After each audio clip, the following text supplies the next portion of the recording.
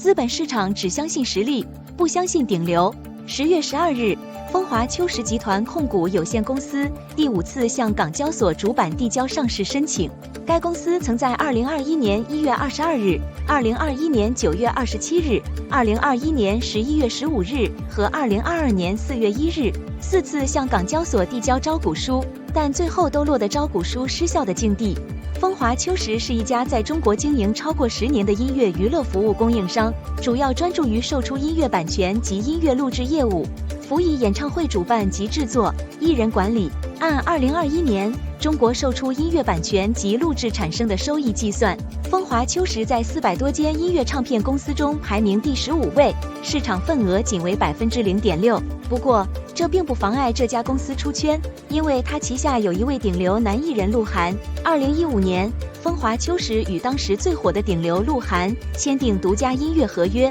招股书中鹿晗的名字曾最高出现超200次，几乎涉及风华秋实所有重要业务。像风华秋实这样与艺人深度绑定的公司不在少数，风华秋实面临的困境也是同类型公司难以打破的桎梏。依赖王一博的乐华娱乐8年里冲击 IPO 3次，但都以失败告终。最近的一次是8月7日，乐华娱乐通过港交所聆讯，并在9月7日登陆港交所。乐华娱乐创始人杜华甚至都已经激动地在朋友圈致谢。然而，距上市只差临门一脚，乐华娱乐却于9月2日突然宣布暂时搁置上市计划。据知情人士称，经纪公司风险高，监管预期不明朗，市场反应不积极，是乐华搁置上市计划的重要原因。乐华娱乐坐拥王一博、范丞丞、吴宣仪、孟美岐、程潇等一众流量明星，但营收结构单一，高度依赖头部艺人的弊端营销收入，